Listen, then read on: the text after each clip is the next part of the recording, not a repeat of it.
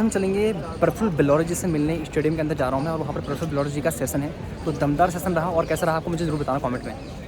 एक छोटी सी लर्निंग से चालू करूंगा कि आपकी नजर के सामने जो चीज दिखे उसको ऑब्जर्व करना सीखो। क्या करना सीखो?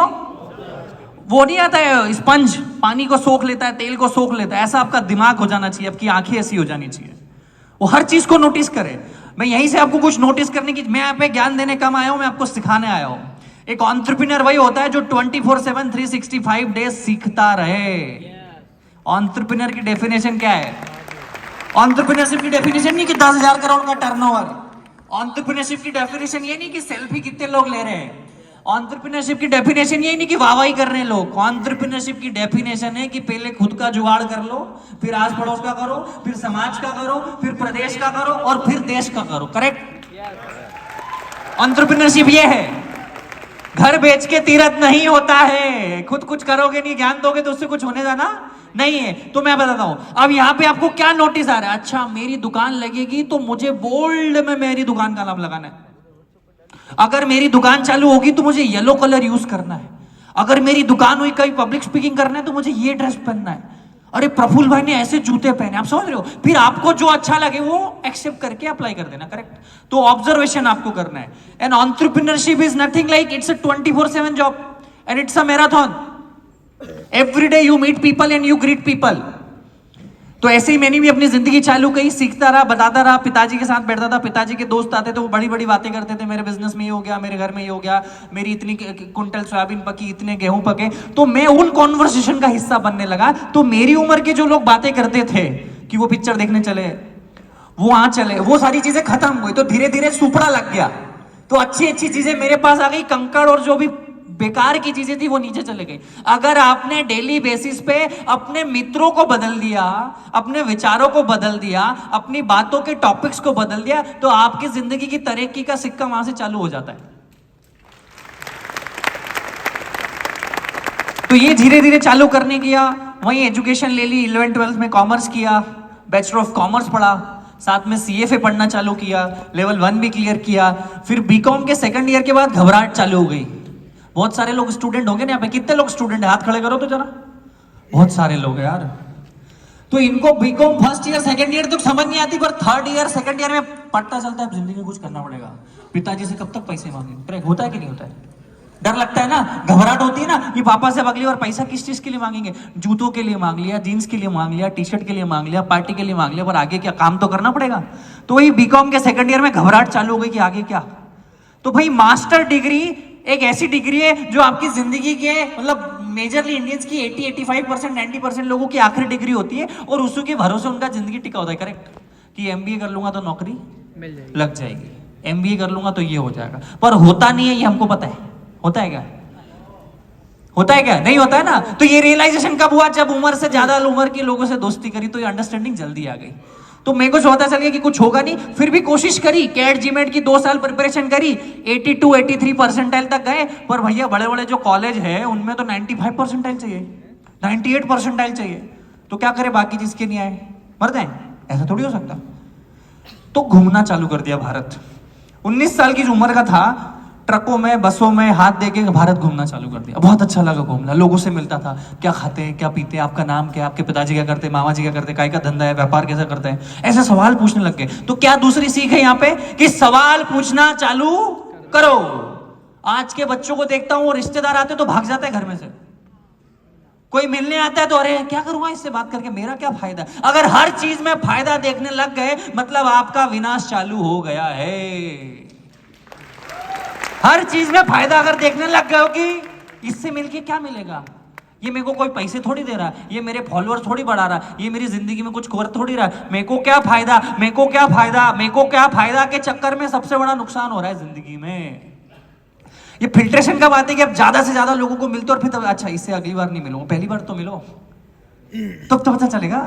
तो ये करना चालू किया, अहमदाबाद चले गया, हैदराबाद घुमा, चेन्नई घुमा, चंडीगढ़ घुमा, गुड़गांव घुमा। 19 साल की उम्र की बात कर रहा हूं मैं, 19-20 की उम्र का था मैं तब। तो अहमदाबाद अच्छा लगा मुझे, वहीं रुक गया मैं 1.5-2 महीना। एक फेसबुक पे फ्रेंड बना था, हम तो गांव किसानी के, हम तो गांव किसानों में बड़े बड़े, तो वहां पे कोई बड़े उम्र के दोस्त भी नहीं थे, मतलब बड़े पैसे वाले कोई दोस्त भी नहीं थे हमारे गांव में। तो एक फेसबुक पे फ्रेंड बना, तो उससे मैंने उसकी पल्सर गाड़ी ले ली और फिर पूरा अहमदाबाद घुमा 1.5-2 महीने, बहुत मजा आया घूम के। अरे व्यापारिक क्षेत्र है, हम किसान के बेटे हैं, वहां पे व्यापार करते हैं। मेरे जैसे लोग मिले जो कुछ करने वाले स्पिरिट वाले लोग थे। तो 1.5 महीने के बाद समझ आया कि आप क्या पेट्रोल तो जला लिया 4-5 हजार का, काम तो करना पड़ेगा ना। तो मैकडॉनल्ड्स में गया, 4 मैकडॉनल्ड्स में गया, 4 मैकडॉनल्ड्स में गया कि मैं बीकॉम पास हूं, मैं ये करता हूं। तो वो मैनेजर भैया ने नौकरी नहीं दी। उसको ऐसे लगा कि कल को ये प्रमोट हो जाएगा क्योंकि वेल एजुकेटेड और मेरी नौकरी खा जाएगा। तो 5वें मैकडॉनल्ड्स में जाके बोला, सर मैं 10वीं पास हूं, मेरे को नौकरी दे दो। कभी कभी झूठ बोलना भी पड़ता है। तो उनने नौकरी दे दी, 37 रुपए घंटे में वेटर की नौकरी करी 5 महीने मैकडॉनल्ड्स में। क्यों मैकडॉनल्ड्स में करी? एक ही रीजन था कि अमेरिकन क्या करते हैं। जेफ बेजोस ने भी वहां भी नौकरी करी। तो यहाँ पे क्या सीख है? अगर जिंदगी में समझ नहीं आ रहा है कि क्या करे, तो ये समझ लो कि जो जिस आदमी को आप सक्सेसफुल समझते हो ना, उसकी आदतों को कॉपी पेस्ट भी कर लोगे ना, कहीं तो कहीं पहुंच ही जाओगे। अगर जिंदगी में आप कंफ्यूज हो, आपको लग रहा है कि क्या करूं, तो किसी को तो अपना आदर्श मानते होंगे ना, किसी को तो अपना आदर्श मानते होंगे। विवेक सर को मानते होंगे कि मैं सक्सेसफुल मानते होंगे, मानते हो कि नहीं मानते हो? अपने आस पड़ोसी वाले किसी माहेश्वरी अंकल को सक्सेसफुल मानते होंगे ना, किसी जैन अंकल को सक्सेसफुल मानते होंगे ना, किसी शर्मा अंकल को सक्सेसफुल मानते हो ना। वो जैसा खाता है वैसा खाओ आज से, वो जैसे कपड़े पहने वैसे कपड़े पहनो, वो जैसा चले ऐसा चलो, वो जैसा हाथ मिले ऐसा हाथ मिलाओ, वो जिन लोगों से मिले वहां तुम बैठो। अपने आप 90% सक्सेस तुम्हारी आ गई भैया। तुम ऐसे कोई माया जाल में हो कि कोई ऐसी जादू की छड़ी मिले, विवेक सर का 6 घंटे का सेशन ज्वाइन कर ले तो सक्सेसफुल होंगे, तो तुम भैया गलत जगह बैठे हो। समझ देर से आएगी मेरे को लगता है।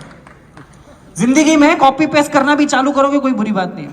तो यही करता गया, मैकडॉनल्ड्स में नौकरी 4, 4.5, 5 महीने के बाद रियलाइज हुआ कब तक कहीं पहुंचने के लिए कहीं से निकलना पड़ता है। करेक्ट? तो मैंने कहा ठीक है भैया सीख लिए। लोग एक ही जगह अटके रहते हैं, मैंने कहा आप खुद की दुकान चालू करेंगे। तो उस समय अगर मैं होता, आपकी जगह कोई और, मेरी जगह कोई और होता, तो वो पापा से 10-15 लाख रुपए लेता, दुकान डालता। तो मैंने कहा नहीं यार, मैं संघर्ष करूंगा। संघर्ष अगर आपको ना मिले ना, तो संघर्ष को चुनने चले जाओ। संघर्ष अगर किसी कारणवश आपको नहीं मिला है, आपके माँ बाप ने बहुत मेहनत करके अगर आपको संघर्ष नहीं करने दिया, जो कि आज के माँ बाप का सबसे बड़ा दुख है। आप बहुत सारे लोग यहाँ पे माँ बाप होंगे, आप इसलिए मेहनत करते हो, इसलिए दिन रात संघर्ष करते हो कि आपकी औलाद संघर्ष ना करे। ये अपने आप में बहुत बड़ा संघर्ष है। आप इसलिए मेहनत करते हो कि मेरे बेटे को टेंशन ना हो। आप अपने आपने पंखे में गुजारी जिंदगी और आप उसको ऐसी दे देते हो, तो वो संघर्ष नहीं करता है और आगे जिंदगी में आके उसको बहुत दिक्कतें होती है।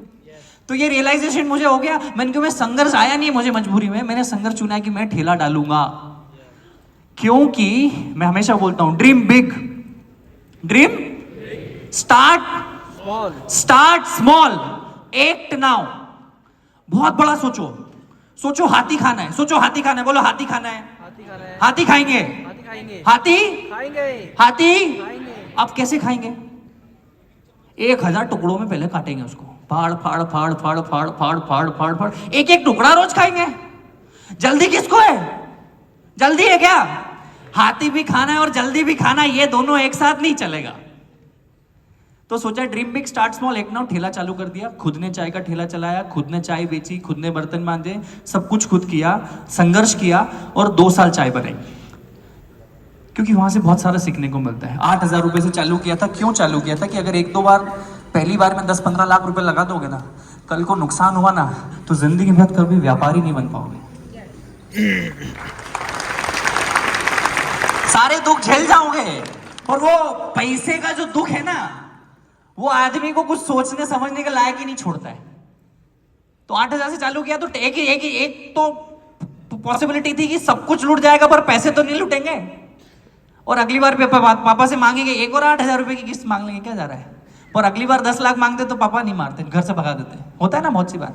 तो अगर आप 20, 21, 22 के हो तो सेठ बनने की कोशिश, मजदूर बनने की कोशिश करो। कितने ही सूरत के व्यापारी है जिनके 5-5, 7-7 हजार करोड़ के बिजनेस है, उन्होंने उनके बच्चों को यूएस भेजा कि तू मैकडॉनल्ड्स में जॉब कर, स्टारबक्स में नौकरी कर, बैंक बीपीओ में जॉब करवाते हैं उनको, क्योंकि उनको जिंदगी के फलसफे पता चले। अगर आपको 1 रुपए की वैल्यू नहीं है तो इस बात की क्या गारंटी कि आपको 100 रुपए की वैल्यू होगी? अगर आपको 100 रुपए की वैल्यू नहीं तो इस बात की क्या गारंटी कि आपको 1000 की वैल्यू होगी? अगर आपको 1000 रुपए की वैल्यू नहीं तो इस बात की क्या गारंटी कि आपको 1 लाख रुपए की वैल्यू होगी? 1 लाख रुपए की अगर वैल्यू नहीं तो आपको किस बात की गारंटी कि आपको 1 करोड़ की वैल्यू होगी? तो earn that first rupee first. मैंने पहले दिन 5 लोगों को चाय बेची, 150 रुपए का धंधा हुआ। लोग मेरे पास नहीं आ रहे थे, मैं लोगों के पास गया। पहले दिन चाय की दुकान जब ओपन करी तो लोग मेरे पास नहीं आ रहे थे, तो मैं हाईवे, एसजी हाईवे, कितने लोग अगर अहमदाबाद में पता हो तो एसजी हाईवे करके एक जगह है, तो वो पे कारें खड़ी होती है। तो लोग मेरे पास नहीं आ रहे थे, तो मैं लोगों के पास चले गया और उनकी कार पे नॉक करता, hello my name is Prafull Billauri, would you like to taste my tea, I make awesome chai. तो बोले ये वही कौन है अंग्रेजी बोलने चाय वाला, भाई लाओ तुम्हारी चाय। तो ये अलग क्या सीख कि अगर लोग आपके पास नहीं आ रही तो आप लोगों के पास चले जाओ, किसी को तो आना जाना पड़ेगा ना। अगर कोई आपको फॉलो नहीं कर रहा है तो आप उसको फॉलो कर दो, वो आपको फॉलो बैक कर देगा। अगर कोई आपको अपना नंबर नहीं दे रहा है तो आप उसको नंबर दे दो, वो मिस कॉल तो देगा। कोई अगर आपसे हाथ नहीं मिला रहा है तो आप हाथ बढ़ा दो, आपको हाथ बढ़ाएगा तो सही। कोई आपको शादी में नहीं बुला रहा तो आप यूं ही चले जाओ। वो यूं बोलेगा यार भूल गए, तेरी पत्रिका तो लिखी हुई थी यार पर देना भूल गया। वो झूठ बोलेगा पर आपको नीचा नहीं दिखाएगा, मेरी गारंटी है। क्या बोलेगा वो, यार भैया आपको तो बुलाया था, वो पत्रिका घर ही रह गई, भले उसने आपको नहीं बुलाया। सो ये है कि लोग अगर आपके पास नहीं आ रहे तो आप लोगों के पास चले जाओ। Ego should be zero. कितना ego should be zero. And it's most like अगर पीपल आपको अप्रोच नहीं करे तो आप लोगों को अप्रोच करो।